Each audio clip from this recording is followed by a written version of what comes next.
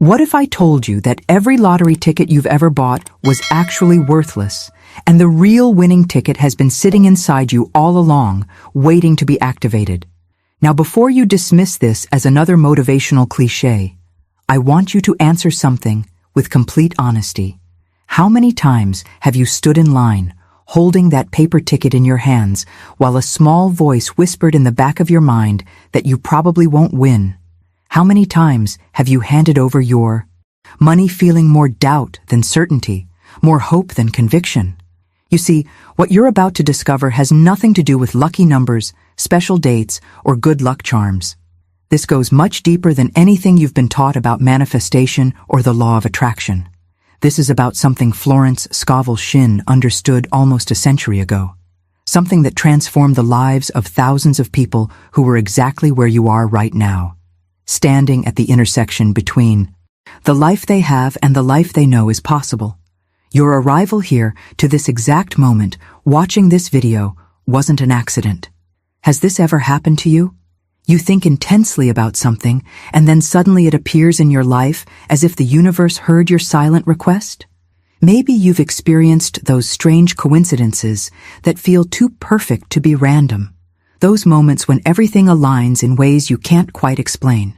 What if I told you those aren't coincidences at all, but rather small glimpses of a much larger law that's constantly operating in your life, whether you're aware of it or not? But before we begin, please hit the like button and let me know where in the world you're watching from today. It's always fascinating seeing who's joining us from around the world, and if you haven't already, make sure to hit that subscribe button and turn on the notification bell so you don't miss any of our future videos. Here's what most people don't understand about winning the lottery, or attracting any form of abundance for that matter. The ticket itself is meaningless. It's just paper and ink. What gives it power? What determines whether you win or lose? Isn't the numbers printed on it. It's the state of consciousness you're holding while that ticket sits in your pocket. Stay with me until the end, because this distinction is everything. And once you see it, you can't unsee it. The reality is that something inside your consciousness is already shifting right now. You may have felt it for weeks, months, or even years. This knowing that there's a different way to approach life, a different frequency you could tune into if you only knew how. Most people go their entire lives sensing this truth, but never fully grasping it, never learning how to harness it. But you're here, which means you're ready for something different. You're ready to understand that your inner world, your thoughts, your assumptions, your deepest beliefs about who you are, doesn't just influence your outer experiences. It creates them completely and absolutely. What you're about to discover might surprise you, because it challenges everything you've been taught about effort, worthiness, and the right way to attract abundance. The lottery ticket you've been searching for isn't hiding in convenience stores or online platforms. It's been waiting inside your own consciousness this entire time, and once you learn how to claim it, the reason most people never experience that life-changing win isn't because they're unlucky or because the universe has favorites. It's because they've fundamentally misunderstood what winning actually is. They see it as luck, pure, random luck. They believe it's about being in the right place at the right time, about the cosmic dice rolling in their favor for once. And this belief, as innocent as it sounds, is precisely the invisible prison that keeps millions trapped in an exhausting cycle of hope and disappointment, week after week, year after year. Think about it. When you believe that winning is entirely outside your control, just a matter of chance, what are you really saying to yourself? You're declaring that you're powerless, that your fate is in the hands of random probability, that all you can do is keep trying and hoping that maybe, just maybe, this time will be different. But here's the hidden truth that changes everything. That mindset itself is what blocks the very thing you're seeking. It's not the lottery that's keeping you from winning. It's the way you've been taught to think about winning. Florence Scovel Shinn discovered something revolutionary in her work, something that goes against everything our logical minds want to believe. She understood that God, the universe, divine intelligence, whatever name resonates with you, doesn't send random signals into the void hoping someone catches them. That's not how the spiritual laws operate. Instead, what happens is far more precise, far more personal, and far more empowering than most people realize. The universe sends confirmations to those who have reached a specific state of receptivity. Not luck. Confirmations. If this resonates with you, subscribe to the channel. This is where we explore the real mechanics of consciousness and manifestation. Now, I want to go even deeper into this because this is where the real transformation begins. When Shinn talks about receptivity, she's not talking about being open-minded or having good intentions. She's talking about something much more concrete: assumption. This is the language the universe actually speaks and responds to. Not your wishes, not your desperate prayers, not your positive affirmations repeated 1,000 times while you secretly doubt they'll work. Assumption is the frequency on which divine law operates, and until you understand how to tune into that frequency, you're essentially broadcasting on a channel that nobody's listening to. Here's what assumption really means in practice. It's not about pretending or faking it until you make it. It's about accepting something as true in the deepest part of your being, without negotiation, without that little voice saying, "But what if it doesn't work?" When you assume something, you're not hoping for it or wishing for it. You're operating as if it's already decided, already done, already yours.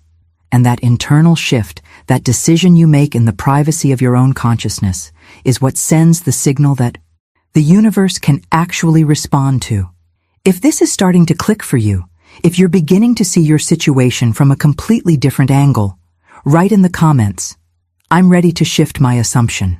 When you truly assume something is real in your internal world, when you accept it without that constant back and forth debate in your mind, something remarkable happens. External reality doesn't gradually shift or slowly adjust. It reorganizes itself instantaneously to mirror that internal truth. This isn't mysticism or wishful thinking. You've already experienced this law working in your life, you just haven't recognized it for what it is. Those moments when you think intensely about someone and within minutes they call you. That gut feeling you had about something that turned out to be exactly right. The decision you made that seemed to unlock a series of perfectly timed events. These aren't coincidences or lucky breaks. They're small glimpses of a massive law that's operating constantly, whether you're paying attention or not. The real revelation here, the one that changes the entire game, is understanding that this law doesn't play favorites and it doesn't require you to be special. It's mechanical, impersonal, precise. It responds to one thing and one thing only: what you've accepted is true in the hidden depths of your being. Not what you say you believe, not what you tell other people you're manifesting, not even what you think you believe, what you've actually accepted in that quiet place where nobody else can see, where you're completely honest with yourself. This brings us to perhaps the most important shift in perspective you'll ever make about winning the lottery or attracting any significant change in your life. The ticket you're searching for, the one you think will change everything, isn't sitting in a store waiting for you to find it. It's not a physical object at all. The real lottery ticket is a decision, a single, definitive decision you make in the core of your being. It's that precise moment when something inside you stops waiting for external permission, stops looking for signs that you're allowed to win, stops wondering if this time might finally be different. It's the instant you recognize that the victory has already happened in the only dimension where it truly matters, your consciousness. Most people spend their entire lives waiting for the outer world to change first, to give them proof that they can relax and believe. They want to see the money before they feel wealthy, see the win before they feel like a winner, see the transformation before they shift their identity. But that's exactly backwards. That's the journey in reverse. The outer world is not the creator. It's the mirror. It can only reflect back what you're projecting from within. When you're projecting doubt, uncertainty, and the belief that good things happen to other people, but probably not to you, that's precisely what gets mirrored. Back, over and over again, in an endless loop that feels like bad luck, but is actually perfect responsiveness to your inner state. The decision I'm talking about isn't emotional. It's not getting excited or pumped up or trying to convince yourself through sheer willpower. It's deeper than that. It's a quiet knowing, a settling into a truth that feels so natural you stop questioning it. It's the difference between hoping you'll win and knowing that what's yours is already making its way to you. And that difference, invisible as it may seem, is everything.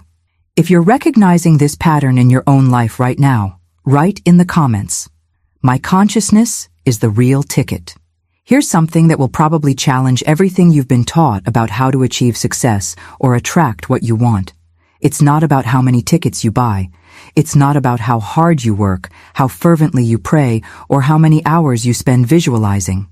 What actually determines your results is something far more subtle and far more powerful: the internal state from which you're taking those actions.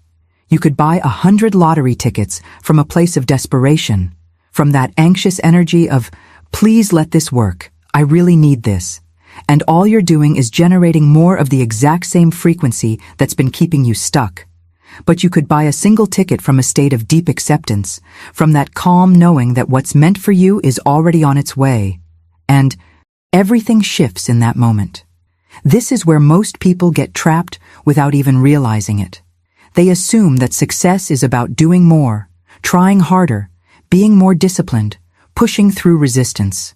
We've been conditioned since childhood to believe that everything worthwhile requires struggle, that if it comes easily, it probably isn't real or lasting. But that entire framework is built on a fundamental misunderstanding of how reality actually works. Life doesn't respond to effort in the same way it responds to assumption. These are two completely different operating systems, and most people are trying to run consciousness software on a material world machine. Effort belongs to the world of physical matter, where everything appears solid and resistant, where you have to push and pull and manipulate things into place. That's a valid dimension of experience, but it's not where creation happens. Creation happens in consciousness, and consciousness operates by entirely different rules. Consciousness doesn't care how much sweat you've produced or how exhausted you are from trying. It only responds to what you've assumed to be true. When you're straining and struggling, what you're really doing is broadcasting a signal that says, "This is hard, this requires force, this isn't natural for me." And the universe, being the perfect mirror that it is, reflects that exact frequency back to you by making everything feel like an uphill battle. The most successful people, the ones who seem to have luck on their side, aren't necessarily working harder than everyone else. What they've done, consciously or unconsciously, is shifted their internal assumption about what's possible for them. They've moved from operating in the realm of effort to operating in the realm of assumption. They've stopped trying to force outcomes and started allowing outcomes to flow from who they've decided to be. This isn't about being passive or lazy. It's about understanding where real power actually lives. Real power doesn't come from your muscles or your willpower. It comes from your consciousness, from what you've deeply accepted as true about yourself and your relationship with abundance. The transformation happens the moment you stop treating winning as something you have to chase down and conquer, and start treating it as something that's already decided, already done in the invisible realm, just waiting for the physical world to catch up. If you're starting to see the difference between pushing and allowing, write in the comments, "I choose assumption over effort." When you feel that tension in your chest, that anxiety that whispers, "I have to make this work," you're actually doing something far more significant than you realize. You're sending out a very specific signal to the universe, a declaration that's incredibly clear even though you never spoke it aloud. That signal says, "There is distance between me and what I want. There is separation. What I desire is over there, and I am over here, and I need to somehow bridge that gap through sheer force of will." And here's the cruel paradox that keeps so many people stuck.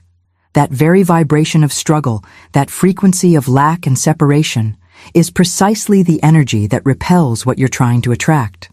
It's like trying to pull a magnet closer while holding another magnet with the same pole facing it. The harder you push, the stronger the resistance becomes.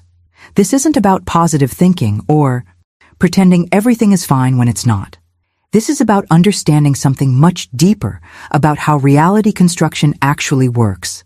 What you experience in your daily life, the wins, the losses, the opportunities that appear, the doors that close, none of it is random. It's not the product of chance or some capricious external force deciding your fate on a whim. What you're living through right now is the direct result of God, universal intelligence, creative consciousness, whatever.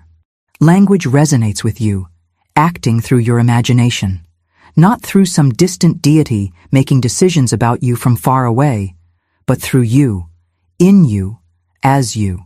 Florence Scovel Shinn understood this with crystal clarity. She saw that God isn't separate from your experience, watching from above and occasionally intervening. God is operating through every thought you think, every mental image you hold, every feeling you cultivate in the privacy of your inner world. Your imagination isn't just an entertainment feature of your mind, something you use to daydream or pass the time. It's the actual mechanism through which divine creative power expresses itself in your individual life. When you imagine something with genuine feeling, when you assume the sensation of your desire already fulfilled, you're not playing make-believe. You're participating in the fundamental act of creation itself. This is where most people completely miss the point. They think imagination is about escaping reality, about pretending things are different than they are. But imagination is how you build reality. Every single thing you see around you right now, the device you're watching this on, the building you're in, the clothes you're wearing, existed first as an image in someone's consciousness before it became physical. Nothing appears in the material world without first being imagined, assumed, and accepted as possible in the realm of consciousness. The same principle applies to your financial situation, your relationships, your health, your wins and losses. They're all reflections of what's been operating in your imagination, consciously or unconsciously. The breakthrough happens when you stop using your imagination by default, letting it replay fears and doubts on an endless loop, and start using it deliberately to assume the feeling of what you actually want to experience. Not hoping for it, not wishing it would happen someday, assuming it as already true, already done, already yours in the dimension that matters most. If this understanding is landing differently for you now, write in the comments. My imagination creates my reality. Your imagination is not a recreational feature of your mind, something you use when you're bored or want to escape from the demands of daily life. It's far more significant than that. Your imagination is the actual workshop where future realities are forged, where the invisible becomes visible, where the formless takes form. Think of it as the backstage of your life, the hidden place where everything is designed, constructed, and prepared before it steps onto the visible stage of your physical experience. Every single event you'll experience tomorrow, next week, next year, is being shaped right now in the workshop of your imagination, whether you're directing that process consciously or letting it run on autopilot. When you imagine something with genuine conviction, with that feeling of, yes, this is real, you're not daydreaming or wasting time. You're actively participating in divine creation itself. You're using the same creative mechanism that brought entire galaxies into existence, that designed the intricate complexity of a single cell, that orchestrates the perfect timing of seasons. That power isn't reserved for some special few. It's flowing through you constantly, expressing itself through the images and feelings you hold in your consciousness. The question isn't whether you're creating with your imagination. You are, every single moment. The question is whether you're creating consciously or unconsciously, deliberately or by default.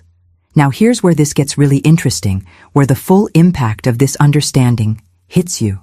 When you truly assume something as real in your internal world, when you accept it without conditions or qualifications, something extraordinary happens in that exact instant.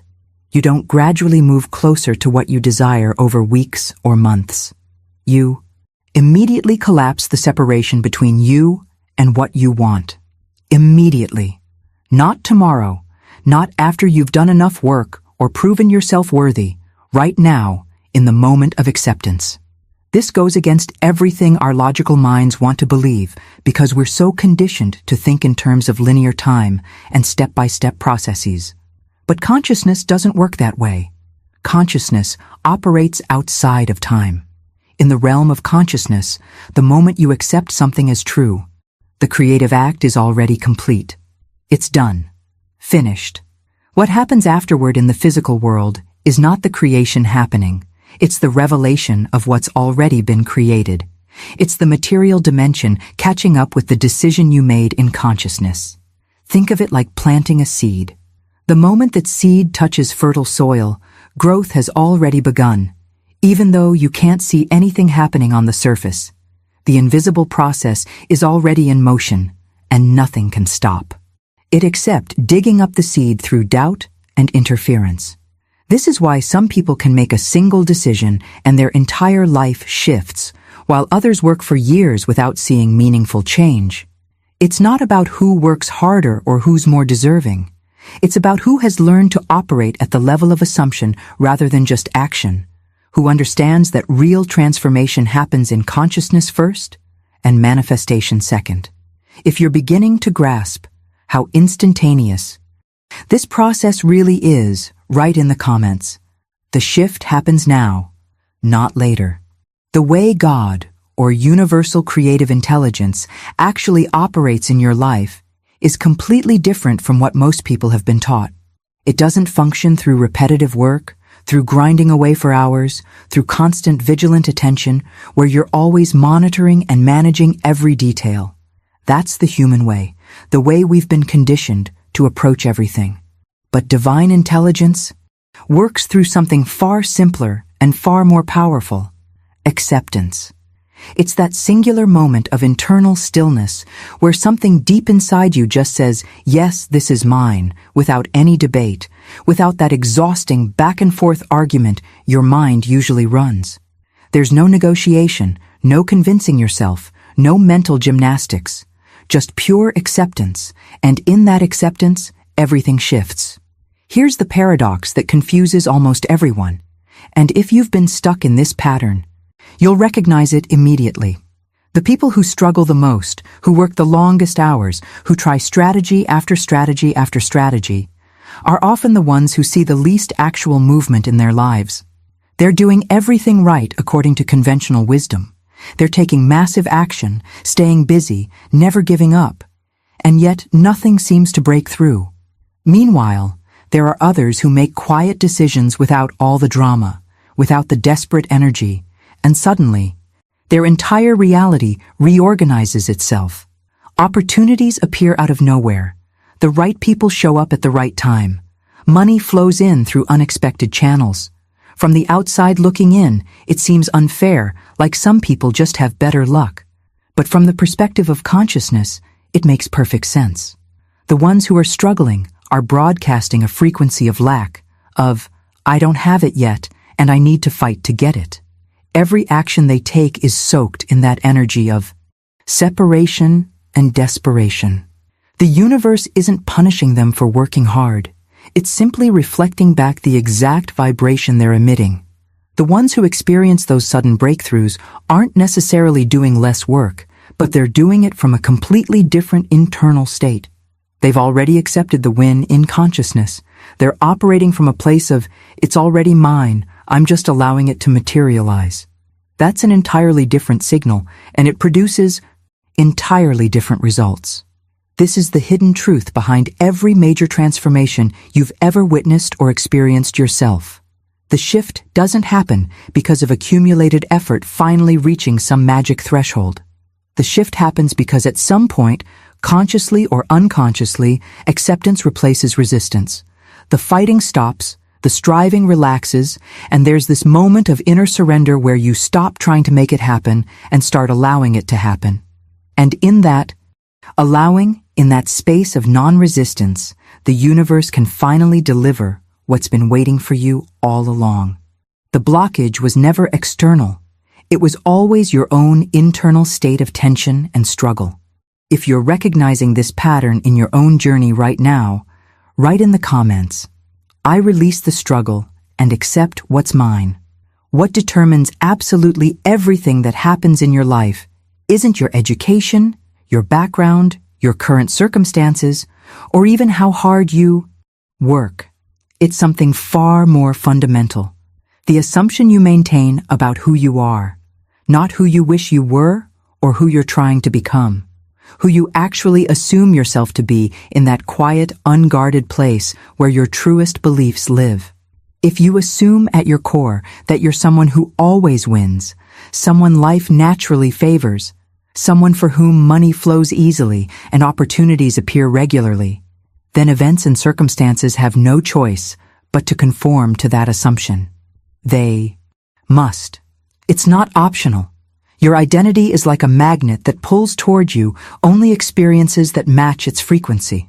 Most people have this backwards. They think identity is formed by their experiences.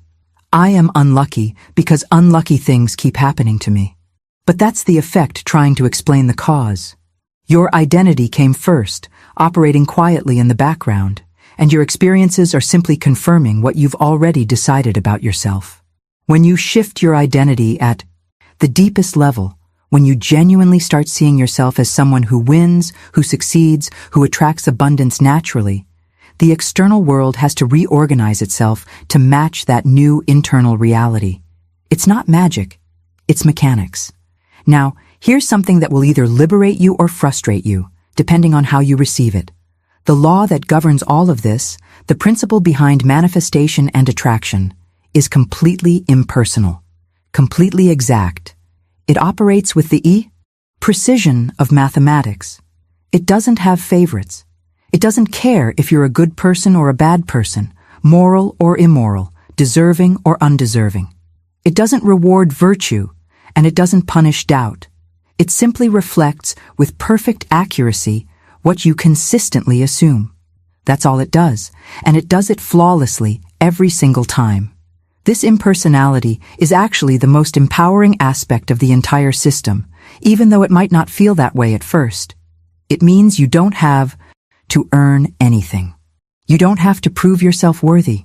You don't have to wait for some external authority to decide you've finally done enough to deserve success. The law doesn't consult probability statistics, doesn't check lottery odds, doesn't review your past failures before deciding whether to grant you a win. It only responds to one thing, what feels natural and true to you internally. If winning feels natural to you, if abundance feels like your normal state, if success feels like just another Tuesday rather than some miraculous exception, then that's what the law delivers. Not because you've manipulated it or tricked it, but because that's literally its only function, to reflect your dominant assumptions. The challenge is that most people don't realize they're walking around with assumptions they never consciously chose, assumptions they inherited from parents, absorbed from culture, adopted from past disappointments. And those unexamined assumptions are running the show, determining outcomes, shaping experiences, all while operating completely beneath conscious awareness.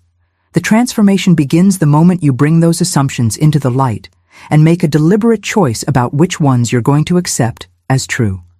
If you're ready to consciously choose your identity instead of inheriting it by default, write in the comments, "I decide who I am and life responds." Your true identity is what creates your reality, not your wishes, not your hopes, not your desperate attempts to force things into place. And here's the real question, the one that cuts through all the confusion and gets straight to the heart of the matter. It's not whether you'll win the lottery. That's the wrong question entirely. The real question is, who are you being while you're buying that ticket? Are you showing up as someone who's hoping fearfully, crossing your fingers, and silently begging the universe for a break? Or are you someone who knows, deep in your bones, that your good is already on its way, that this ticket is simply one possible channel through which what's yours can arrive? That difference in being, in identity, in how you show up energetically, that's what determines everything. Most people never get this far because they get stuck in a trap that looks productive but leads nowhere. They confuse assumption with positive thinking, and that confusion keeps them running in circles for years. They repeat affirmations 100 times a day, plaster. Their walls with vision boards force themselves to smile and stay upbeat even when everything inside them is screaming doubt. And when nothing changes, they blame themselves for not being positive enough, for not believing hard enough, for not doing the techniques correctly. But the problem was never their effort. It was that they were working with the wrong tool entirely. Positive thinking is superficial by nature. It's like taking a wall that has deep structural cracks running through it and deciding to solve the problem by painting over it with bright, cheerful colors. Sure, it looks better temporarily, but the foundation is still compromised, and eventually those cracks are going to show through no matter how many coats of paint you apply. Positive thinking operates at the surface level of your mind, trying to override what's happening in the depths, and that's why it fails so consistently for so many people. You can think positive thoughts all day long, but if underneath those thoughts there's a bedrock belief that says, good things don't happen to people like me, or I'm just not that lucky, then the bedrock wins every single time. Assumption is something entirely different. It's not surface-level mental activity. It's a deep agreement made in the foundational layers of your being. It's a decision that doesn't need to be reinforced constantly because it's not sitting on top of doubt trying to cover it up. It's replaced the doubt entirely. When you truly assume something, there's no internal conflict about it. You're not trying to convince yourself it's true while secretly knowing it might not be. You've accepted it as true in the same way you accept that gravity exists. It's just a given, a settled fact that doesn't require constant verification or affirmation. This distinction between positive thinking and true assumption is absolutely critical, because one exhausts you with constant effort while producing minimal results, and the other requires almost no effort at all once it's established, yet produces consistent, reliable transformation. The journey isn't about thinking more positive thoughts. It's about shifting the fundamental assumptions that operate beneath all your thoughts. If you're starting to see the difference between covering up doubt and actually replacing it, write in the comments, I'm ready for real assumption, not just positive thinking. Your subconscious mind, that powerful operating system running beneath your conscious awareness, doesn't respond to the words you anxiously repeat to yourself, hoping they'll magically take effect. It doesn't care how many times you say an affirmation, or how loud you say it, or how much emotion you try to pump into it. What your subconscious actually responds to are the conclusions you've accepted in silence. Those deep internal truths that don't even need to be articulated because they've become part of the fundamental way you perceive the world. They're the assumptions, so natural to you that you don't even notice them anymore, like the air you breathe.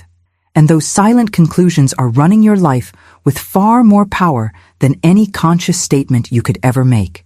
This is why two people can say the exact same affirmation with the exact same words, and one person sees their life transform while the other sees nothing change at all. The difference isn't in the words, it's in what's happening beneath the words. One person is speaking words that align with their silent conclusions, so there's no internal conflict, no resistance, just a smooth flow of creative energy. The other person is speaking words that contradict their silent conclusions, creating this exhausting internal war where the surface-level statements are constantly being undermined by deeper beliefs they haven't even acknowledged. Here's something most people never realize about the creative process, about how manifestation actually works in practical terms. Effort creates noise. That constant striving, that anxious pushing, that urgent need to make things happen. It generates this mental cacophony of doubts, questions, fears, and competing urgencies, all screaming for attention at once. Your mind becomes this chaotic battlefield where nothing can settle, nothing can take root, nothing can grow. And in all that noise, all that internal commotion, creation becomes nearly impossible because creation doesn't happen in chaos. Creation happens in stillness. Assumption, when it's genuine and complete, creates silence. Not the silence of giving up or the silence of suppression, but the silence of resolution. It's that profound quiet that settles over your inner world when something has been decided, when there's nothing left to debate or worry about or figure out.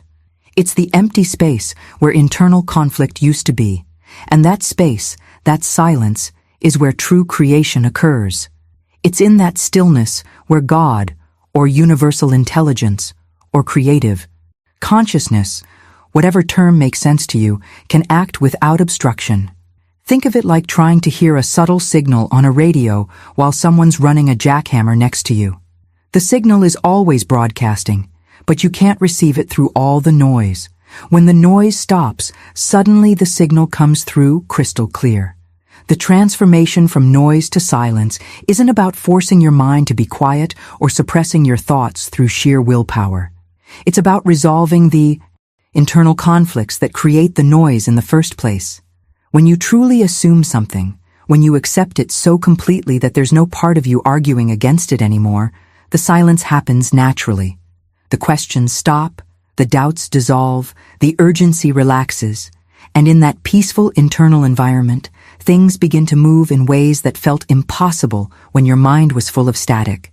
If you're beginning to notice where you've been creating noise instead of silence in your own mind, write in the comments, "I choose the creative power of silence." When you look at how creation actually happens in spiritual texts, in the fundamental stories about how reality comes into being, there's something striking you'll notice if you pay attention. When the Bible describes God creating light, it doesn't paint a picture of effort or struggle or God working hard to make it happen. There's no description of multiple attempts, no trial and error, no exhausting process. It simply says, "Let there be light," and there was light.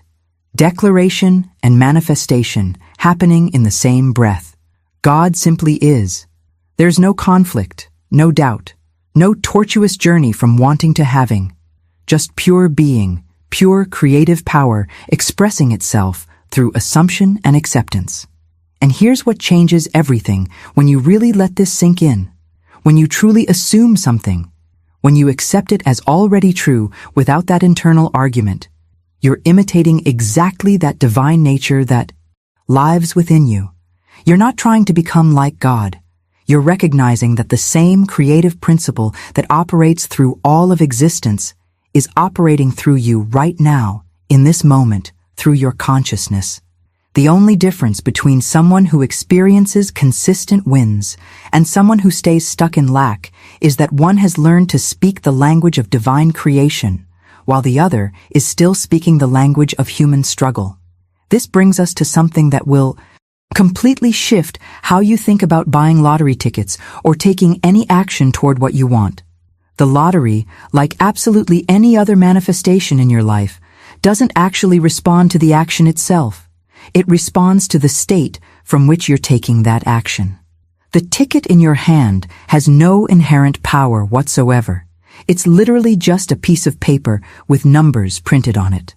Those numbers aren't magic. They're not choosing anything. They're not making decisions. The state from which you're holding that ticket, the consciousness you're embodying while you possess it, that's where the real power lives. Numbers don't decide anything. Probability doesn't decide anything. Statistics are completely irrelevant. Consciousness decides everything. You could buy 100 tickets from a state of desperation, from that anxious energy of, "Please, please, let this be the one," and all you're doing is reinforcing the exact vibration that keeps winning away from you. But you could buy one single ticket from a state of calm knowing, from that internal certainty that says, "What's mine is already moving toward me, and this is simply one possible avenue." And everything changes in that moment. The external action looks the same to anyone watching, but the internal reality, the state, the consciousness, the assumption, is completely different. And that internal difference is what creates different external results. This is why you can see people win who barely play, while others play religiously for years and never hit anything significant. It has nothing to do with fairness or luck or odds. It has everything to do with the state they're in when they engage with the game. One is playing from assumption, from that place of, "I am someone who wins." The other is playing from hope, from that place of, "Maybe this time I'll finally get lucky." Same action, completely different frequency, completely different outcome. If you're understanding that your state of consciousness is the actual lottery ticket, write in the comments, "My state creates my wins, not my actions." When assumption finally replaces effort in your life, when you make that fundamental shift from pushing to allowing, something remarkable happens with time itself. It stops being this implacable tyrant that always seems to work against you, this force that makes everything take forever while you're desperately waiting for your breakthrough. Florence Scovel Shinn had a beautiful way of describing what happens next. She called it the bridge of incidents. It's this perfectly synchronized sequence of events that unfolds naturally, leading you from exactly where you are right now to precisely where you want to be. Not through force, not through grinding yourself down with endless effort, but through a kind of divine choreography where the right people, the right opportunities, the right moments all align with seemingly effortless timing. You've probably experienced glimpses of this in your own life, those periods where everything just seemed to flow, where doors opened before you even knocked, where solutions appeared right when you needed them. That wasn't luck or random chance. That was the bridge of incidents operating in response to your internal state. The challenge is that most people only experience this sporadically, in brief windows, because they keep reverting back to effort and struggle instead of maintaining the state of assumption that allows the bridge to fully form and carry them across. Now here's a distinction that will fundamentally change how you approach not just the lottery, but any desire you hold. The lottery doesn't respond to hope. It responds to identity. Most people completely miss this crucial difference, and it keeps them stuck in a pattern that feels productive but leads nowhere. Hope sounds positive, right? It sounds optimistic and forward-thinking. But when you really examine what hope is, you realize it's actually a confession of separation. When you're hoping for something, what you're really saying, even if you don't consciously realize it, is that this thing exists somewhere else, far away from you, beyond your current reach. Hope is you looking at something from the outside, wishing you could get access to it, wondering if maybe, possibly, someday, it might come to you. Identity is completely different. Identity isn't looking at something from a distance. It's being it from the inside. When your identity shifts to I am someone who wins, you're not hoping to become that person in the future. You're not wishing you could be that fortunate. You already are. It's a present tense reality, not a future tense possibility. And the universe, which responds to what you are rather than what you hope to become, can only deliver experiences that match your current identity. If you identify as lucky, as favored, as someone life supports and blesses, then winning isn't some extraordinary event that would shock you. It's just another expression of who you already are. It's natural, expected, normal. This is why some people win multiple times, while others never win at all despite playing consistently for decades. It's not about fairness or mathematical probability. It's about identity. The person who wins repeatedly has an identity that says, "I'm someone this happens to." The person who never wins has an identity that says, "I'm not that lucky. Things like that don't happen to people like me." Both identities are being perfectly reflected back through their external experiences, and both people are unconsciously proving themselves right over and over again. If you're ready to shift from hoping you'll win to knowing you're someone who wins, write in the comments, "My identity is winner, not wisher." Hope speaks the language of uncertainty. Even when you're trying to sound positive, even when you're saying the words with enthusiasm, there's this underlying vibration that's constantly whispering, maybe. Maybe this time. Maybe if I'm lucky. Maybe if I do everything right. That uncertainty, that tentative quality, is woven into the very fabric of hope, and the universe picks up on that signal with perfect accuracy. Identity, on the other hand, speaks an entirely different language. It says, of course, with the absolute tranquility of someone who knows exactly who they are. There's no question mark at the end of that statement. There's no need to convince yourself or anyone else. It's just a simple recognition of what's true. Of course this happens to me. Of course things work out in my favor. Of course abundance finds me. And when you operate from that place of identity rather than hope, you're not trying to become something or attract something from outside yourself. You simply are, and the world responds to that state of being with experiences that are perfectly coherent with it. Here's where this gets really practical, where you can see exactly why this works the way it does. When you identify as a winner, not hope to become one, not wish you were one, but genuinely identify as one right now, you're placing victory in the present tense. It's not something that will occur in some distant future if everything aligns just right. It's something that's already occurring through your very way of being. This isn't semantic wordplay or positive psychology tricks. This is about how your subconscious mind actually functions, and this is critically important to understand because your subconscious is the engine driving your manifestations. Your subconscious mind can only create from present assumptions. It cannot create from future possibilities. It doesn't matter how vividly you imagine something happening next year, or how intensely you want something to manifest eventually. Your subconscious only works with what is now, with what you're accepting as true in this present moment. When you say, "I will be lucky someday," your subconscious hears that as, "I am not lucky now," and it creates from that present assumption of lack. But when you say, and more importantly, when you genuinely feel, "I am lucky, I am favored, I am someone who wins," your subconscious takes that present tense identity and begins orchestrating your reality to match it. This is why people who are always talking about their future success often stay stuck exactly where they are, while people who speak from their current identity as successful, even before they have external proof, start seeing their circumstances shift rapidly. The difference isn't in what they want. Both want success. The difference is in the tense they're operating from. One is creating from future hope, which keeps the desire perpetually out of reach. The other is creating from present identity, which collapses the distance instantly and allows manifestation to flow. Think about how you naturally interact with things you already have, things you already are. You don't hope you're tall if you're tall. You just are. You don't wish you had your name. You just have it.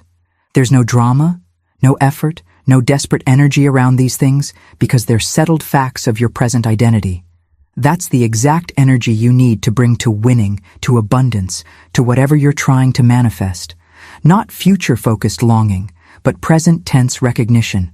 If you're starting to catch yourself speaking from future hope and ready to shift into present identity, write in the comments, "I am," not "I will be."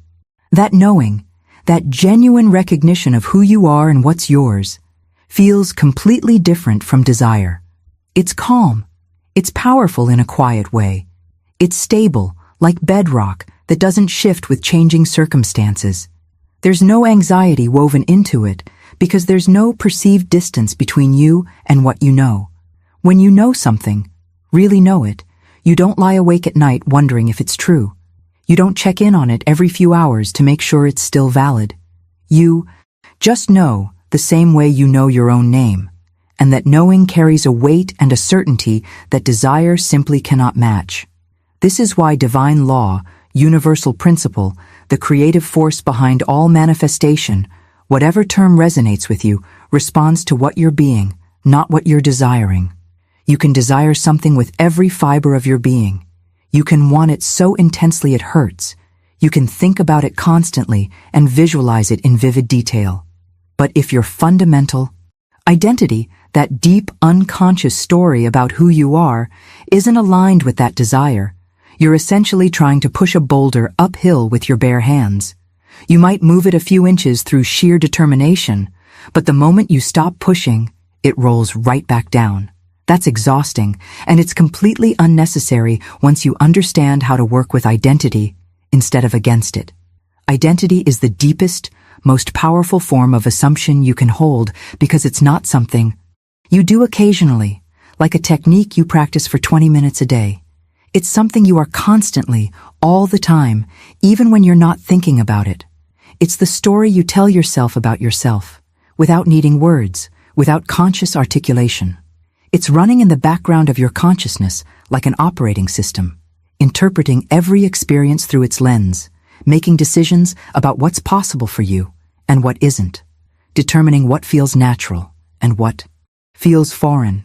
This is the invisible posture of your consciousness, and it's operating with full power whether you're paying attention to it or not.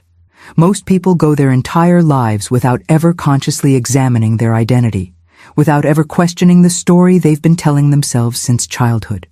They inherited beliefs from their parents about what people like them can achieve. They absorbed messages from their culture about their limitations and possibilities. They formed conclusions based on early failures that became permanent fixtures of their self-concept. And all of that accumulated conditioning is running the show, making decisions about what gets to enter their life and what doesn't, completely beneath the surface of conscious awareness. This is why someone can do all the manifestation techniques perfectly, can follow every instruction, can maintain positive thoughts, and speak affirmations and visualize their desires, and still see no real change. The techniques are operating at the surface level, but their identity, that deep unconscious assumption about who they are, is operating at a much more fundamental level. And when there's conflict between the two, the deeper programming always wins. It's not that the techniques don't work. It's that they're being overridden by an identity that says, this isn't for people like me.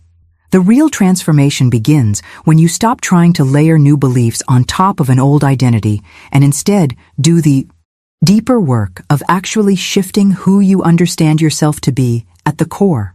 When your identity changes, everything else adjusts automatically because you're no longer fighting against yourself.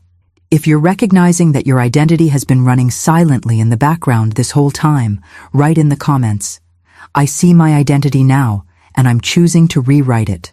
The outer world doesn't define who you are. That's the illusion we've all been taught to believe, the lie that keeps most people trapped in reactive mode their entire lives. We've been conditioned to think that our circumstances create our identity, that we become who we are in response to what happens to us. But the spiritual truth, the actual mechanics of how reality operates, is precisely the opposite. Your identity defines how the outer world behaves with you.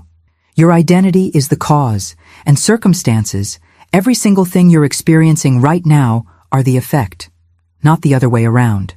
This goes against everything conventional thinking teaches, against every message you've absorbed from society about how life works. But that doesn't make it any less true. When you really absorb this, when you let it sink into your understanding, it's both liberating and terrifying. Liberating because it means you're not a victim of your circumstances, not at the mercy of random external forces. Terrifying because it means you're responsible, truly responsible, for what you're experiencing. You can't blame bad luck anymore. You can't point to external obstacles and say, that's why things aren't working. The circumstances are simply reflecting back what you've been identifying as at the deepest level. And if you don't like what you're seeing, the answer isn't to fight with the reflection, it's to change what's being reflected. Now, here's where this gets intensely practical, where you can immediately apply this understanding to see why your results have been what they've been. You can say, I'm going to win 1,000 times. You can repeat it every morning in the mirror, write it in your journal, say it before you buy every ticket. But if the underlying emotional tone, that subtle frequency vibrating beneath your words, is saying, nothing good ever happens to me, or I'm just not that lucky, guess which message is actually being heard and responded to by the universe? Not your words, your tone. That emotional frequency is the real communication, the actual signal you're broadcasting. And it's infinitely more powerful than any words you could speak. This is why affirmations fail for so many people. They're speaking one thing while feeling another. And the feeling, the emotional tone, always wins. Always. The universe doesn't have ears that hear your words. It has a sensitivity to vibration, to frequency, to the emotional tone you're consistently emitting. And that tone is determined by your identity. When your identity is, I'm unlucky, the tone beneath every hopeful statement you make carries that frequency of unluckiness, and that's what gets reflected back to you in your experiences. For results to change in any real, lasting way, the tone has to change first. And tone doesn't change through effort or repetition. Tone changes when identity changes, when you fundamentally shift who you understand yourself to be. Think about someone you know who just seems to have things work out for them naturally. Pay attention to their tone. It's not forced optimism or fake positivity. It's just this natural expectation that things will be fine, that they'll figure it out, that it'll work in their favor. That tone comes from an identity that says, I'm someone things work out for. And reality has no choice but to confirm that belief over and over again. If you're starting to recognize the tone you've been broadcasting beneath your words, write in the comments, my tone is changing with my identity. Identity doesn't need evidence to exist, and this might be the single most important thing you learn from this entire conversation. Most people have it completely backwards. They're waiting to see results in their external world before they'll allow themselves to adopt a new identity. They're saying, show me the money first, then I'll believe I'm prosperous. Or, let me win first, then I'll see myself as a winner. But that's like waiting for your reflection in the mirror to smile before you smile. It's fundamentally backwards. Evidence doesn't create identity. Identity creates evidence. Always. Without exception. Evidence follows identity, never precedes it. You must become internally first. You must shift who you understand yourself to be in the privacy of your own consciousness. And then the external world has no choice but to confirm and reflect what you've already decided about yourself. This is the leap that most people never take because it requires faith in a way that feels uncomfortable, even risky. It requires you to claim an identity before you have proof, to declare yourself as something before the world validates it. But that's exactly the point. That's where your creative power lives, in your willingness to be first, to decide first, to claim your identity first, without waiting for permission from external circumstances. The people who transform their lives are always the ones who changed their identity before their circumstances changed, not after. Now look at how God, how divine creative intelligence, actually speaks in sacred texts and spiritual teachings. God never says, I will become something. There's no future tense in divine declaration. God says, I am, present, absolute, complete, without conditions or qualifications. Not, I will be the light, but I am the light. Not, I hope to be, or I'm working on becoming, but simply, I am. And here's the revelation that changes everything.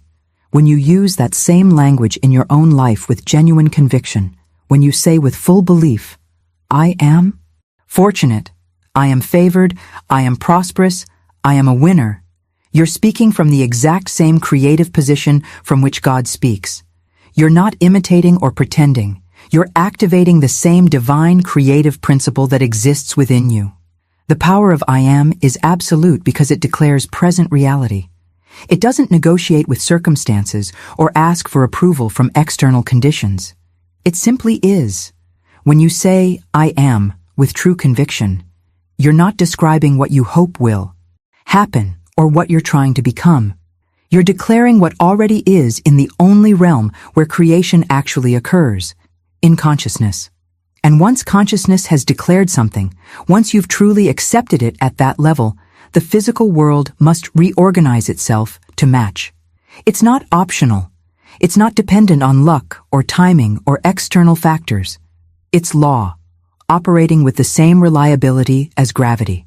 The difference between someone stuck in lack and someone experiencing abundance isn't that one works harder or is more talented. The difference is in how they speak about themselves, both out loud and in that constant internal dialogue.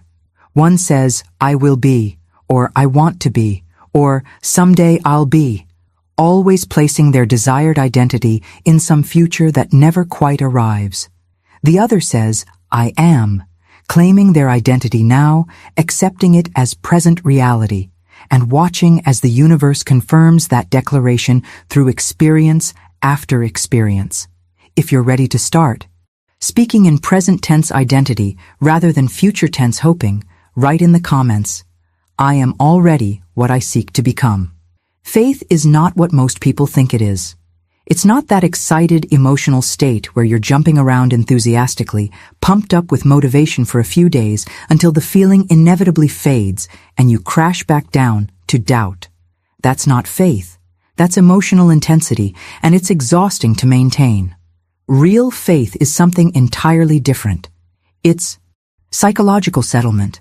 It's that deep, quiet calm that washes over you when something has been truly resolved in your interior world. It's the absence of questions, the absence of that nagging need to keep checking if it's still true. When your mind finally settles on a new identity, when it accepts something as fact rather than possibility, it stops seeking confirmation. It stops scanning your environment for proof. It stops asking, is this really happening? Because the matter is settled, decided, complete. You know this feeling from other areas of your life. Think about something you're absolutely certain about, something you never question. There's no emotional charge around it, no need to convince yourself, no drama. It just is. That's the quality of real faith, and that's the state you need to cultivate around your identity as someone who wins, someone who attracts abundance, someone life supports. Not excited hoping, but settled knowing. Not temporary enthusiasm, but permanent recognition. The transformation happens in that settlement, in that moment when your consciousness stops debating and simply accepts. Now, when Florence Scovel Shinn talks about imagination, she's not referring to fantasy or idle daydreaming, not suggesting you escape into pleasant thoughts to avoid reality. She's talking about something far more substantial and powerful. The creative activity of consciousness itself. Imagination is literally the workshop where God works before anything. Manifests in the physical world. It's the invisible place, the hidden dimension, where absolutely everything visible is first formed and shaped and prepared for physical expression. Nothing, and I mean nothing, appears in your material reality without first existing in imagination. Not the device you're watching this on, not the building you're in, not the relationships you have, and certainly not the financial wins you're seeking. This means your imagination isn't a passive entertainment system. It's an active construction site where tomorrow's experiences are being built right now, in this moment, based on what you're consistently imagining and accepting as real. Most people use their imagination unconsciously, letting it replay fears, rehearse worst-case scenarios, or loop past disappointments over and over. And then they wonder why those patterns keep showing up in their physical experience. They don't realize they've been using the most powerful creative tool available to human consciousness to build exactly what they don't want. When you start using your imagination deliberately, when you consciously direct it to assume the feeling of your desire fulfilled, to see yourself as the person who already has what you're seeking, you're not wasting time in fantasy. You're actively participating in the only process through which anything has ever been created. You're working in God's workshop, shaping your future with the same creative force that shapes galaxies and orchestrates the perfect complexity of a single living cell. If you're beginning to see your imagination as the powerful creative tool it actually is, write in the comments, "My imagination builds my tomorrow."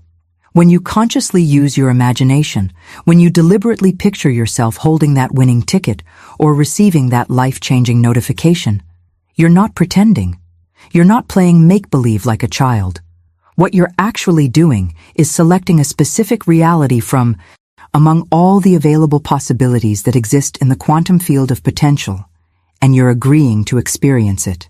It's an act of conscious selection, a deliberate choice. Think of it like standing in front of an infinite menu of possible experiences and pointing to the one you want, saying, "This one, I choose this reality." This is precisely why Florence Scovel Shinn described imagination as God acting in you, because selection from infinite possibility is the fundamental act of divine creation. And when you imagine deliberately, you're wielding that same creative authority. Most people never realize they're making selections constantly through their imagination. They're just doing it unconsciously, choosing by default rather than by design. Every time you replay a fear, every time you imagine something going wrong, you're selecting that possibility and marking it for manifestation. The power is always active. The only question is whether you're directing it or letting it run wild. Here's something that will save you enormous amounts of wasted effort. When you imagine yourself as a lottery winner, when you picture yourself experiencing that abundance, the most important element isn't actually the visual detail. You don't need to see every number clearly, don't need to visualize every person who congratulates you, don't need to have perfect clarity on every sensory detail of the moment. What truly matters, what makes imagination effective rather than empty fantasy, is the inner conviction accompanying the image. It's that feeling of certainty, that sense of, yes, this is real for me, that breathes life into the mental picture. And here's the surprising part. You don't need emotional fireworks. You don't need to get yourself worked up into an excited frenzy every time you imagine your win. In fact, that kind of intense emotional energy often signals desperation rather than conviction, and desperation repels rather than attracts. What you actually need is quiet, acceptance, that calm internal feeling that says, this is normal for me. This makes sense for someone like me. This is simply what happens in my life. When you imagine from that place of natural acceptance rather than desperate desire, your imagination carries real creative power because there's no resistance, no internal argument, no part of you fighting against what you're picturing. This is the difference between fantasy and creation. Fantasy is always reaching for something far away, something that feels extraordinary and unlikely. Creation is recognizing something as already belonging to you, as already decided, just waiting to materialize in time. Fantasy feels exciting, but unstable. Creation feels calm, but certain. One is entertainment, the other is construction. When you catch yourself imagining from a place of, wouldn't it be nice if, or I hope this happens, gently shift to, this is how it is for me, or this is what's natural for someone with my identity. That subtle shift in the feeling behind your imagination makes all the difference between spinning your wheels and actually building the bridge to your desire. If you're learning to imagine from acceptance rather than from longing, write in the comments, I imagine what is, not what might be. Imagination becomes truly powerful, becomes an unstoppable creative force when you use it as an act of identity rather than an act of desire. This distinction is everything. If you're imagining yourself winning the lottery while you still fundamentally identify as someone who rarely has luck, someone who things don't work out for, the imaginative act dramatically weakens. There's internal conflict, a war between what you're picturing and who you believe yourself to be, and that conflict drains all the creative power from your visualization. It's like trying to drive forward while your emergency brake is engaged. You might move a little, but you're fighting yourself the entire way. But when your imagination aligns completely with your identity, when what you're picturing matches perfectly with who you know yourself to be, it becomes absolutely irresistible. There's no internal friction, no part of you arguing that this couldn't happen to someone like you. The image flows effortlessly because it's coherent with your self-concept, and that coherence is what allows the creative process to operate at full power. This is why the identity work isn't optional, isn't just a nice addition to manifestation practice. It's the foundation that everything else builds upon. Without it, you're just daydreaming. With it, you're literally constructing your future. Now, there's a specific feeling that marks the transition from trying to manifest something to actually living in the reality where it's already yours. That feeling is inevitability. The sense of inevitability is the secret that absolutely dissolves all resistance, all doubt, all the obstacles that seemed so solid before. Emotions rise and fall constantly like waves in the ocean. One day you feel hopeful, the next day discouraged, depending on what you're seeing in your external circumstances. Hope fluctuates wildly based on whether you've had a good day or a bad day, whether you've seen encouraging signs or disappointing setbacks. But inevitability is completely different. Inevitability is constant, stable, unmovable, like a rock sitting calmly at the bottom of the ocean while storms rage on the surface above. When something feels truly inevitable to you, when you reach that place of inner knowing where the outcome is so certain, it's not even worth questioning. Something profound shifts in how you move through the world. You stop asking, when will this happen? Because the timing stops mattering. It's going to happen regardless. You stop asking, how will this happen? Because you trust that the path will reveal itself. You simply live as someone for whom this must occur. Someone for whom this outcome is as guaranteed as tomorrow's sunrise. And that way of living, that state of being, communicates itself to the universe far more powerfully than any amount of wishing or hoping or trying ever could. The beautiful thing about inevitability is that it naturally produces the relaxation, the surrender, the non-resistance that allows manifestation to flow. When you're hoping, you're tense, constantly monitoring, checking for progress, worrying if you're doing it right. When you're in inevitability, you're calm, trusting, allowing things to unfold in their perfect timing.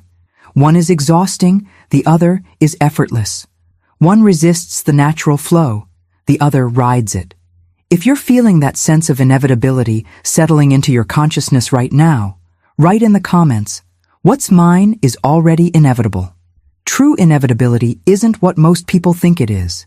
It's not that heightened emotional intensity where you're constantly fired up and excited about your manifestation. It's actually the exact opposite. It's emotional absence. The absence of doubt constantly corroding your mind. The absence of that desperate urgency that makes you want to force and control every detail. The absence of internal conflict where one part of you believes while another part keeps questioning and undermining. When you truly feel inevitability about something, when you reach that place of genuine certainty, your entire nervous system relaxes. Your shoulders drop, your breath deepens, that chronic tension you've been carrying finally releases because there's nothing left to fight, nothing left to prove, nothing left to worry about. This relaxation is actually the signal your subconscious needs to understand that the matter is resolved, that the decision has been made, that it's now safe to allow the manifestation to flow through. As long as you're tense, as long as there's that grip of anxiety around your desire, you're essentially telling your subconscious that there's still a problem to solve, still a battle to fight. But when you relax into knowing, into that calm certainty that what's yours is simply making its way to you in perfect timing, your subconscious receives the all-clear signal and begins orchestrating circumstances without your interference. Here's the ultimate truth that ties everything together, the revelation that changes your entire relationship with desire and manifestation. The exact moment a desire is born within you, in that instant when you first recognize I want this, it's already fulfilled in consciousness. Not partially fulfilled, not on its way to being fulfilled, already complete. There's no gap, no distance, no stretch of time between the desire and its fulfillment in God's mind, in divine consciousness, in the realm where all creation actually originates. That perceived gap, that sense of separation between wanting and having, only appears in human consciousness, in our limited perception that experiences everything through the filter of linear time. What this means is profound and liberating. Your work isn't to create something that doesn't exist yet. Your work isn't to convince the universe to give you what you want or to somehow manufacture a reality that isn't there. Your work is simply to align your human consciousness, your beliefs, your assumptions, your identity, with what's already true in divine consciousness. It's already done. It's already yours. The lottery win you're seeking, the abundance you desire, the transformation you're after, all of it already exists in completed form in the only dimension where creation actually occurs. Your job is to close the gap between your current awareness and that divine awareness, to shift your perception until you're no longer seeing lack, but recognizing the fullness that's always been present. This is why Florence Scovel Shinn taught that manifestation isn't about making things happen. It's about allowing what already is to be revealed. It's not creation, it's recognition, not building, but unveiling. The moment you truly grasp this, the struggle ends, the striving relaxes, and in that relaxation, in that surrender to what already is, everything you've been chasing finally catches up to you. If you're recognizing that what you seek already exists and you're simply aligning with it, write in the comments, "It's already done, I'm just catching up." If you made it all the way here, to this very moment, you're not the same person who started this video. Something has shifted in your consciousness, even if it's subtle, even if you can't fully articulate it yet.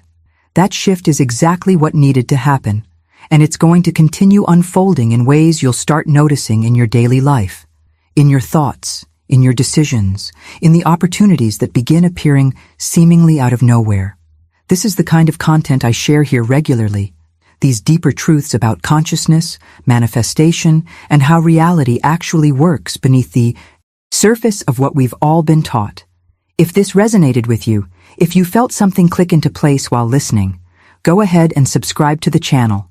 You'll want to be here for what's coming next, because we're going even deeper into these principles, breaking down exactly how to apply them in every area of your life.